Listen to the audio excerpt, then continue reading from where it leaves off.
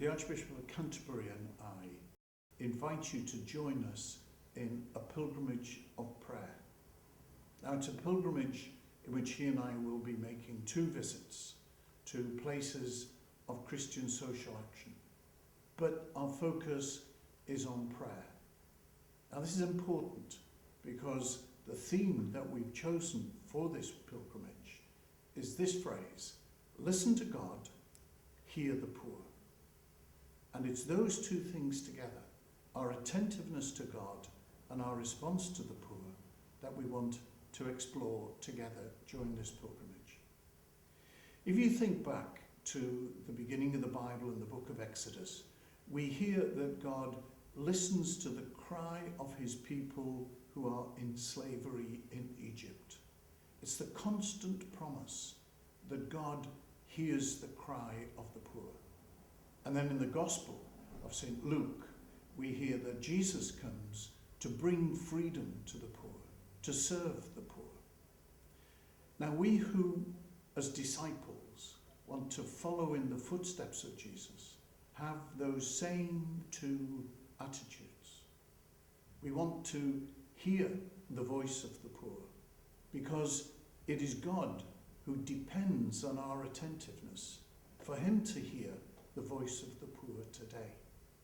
And in the footsteps of Jesus, we want to be able to respond to the poor and the needs which oppress them today.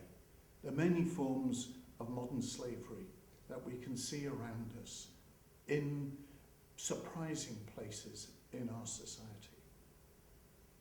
Now, there's a second thought.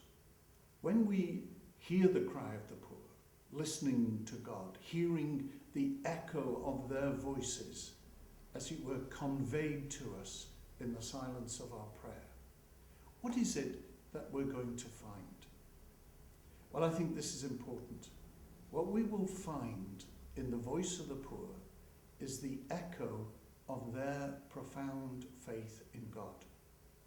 Because so often, not always, so often, poverty opens our minds and hearts to God because we know now unequivocally our own dependence. So what we find among the poor, often, not always, is a depth of faith which enriches us.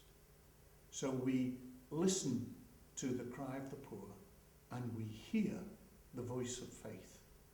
We attend to the needs of the poor and we receive the witness of their faith. And in sharing with the poor then, we become enriched ourselves. Now, I think anybody who has given time generously to working with the poor knows its rewards.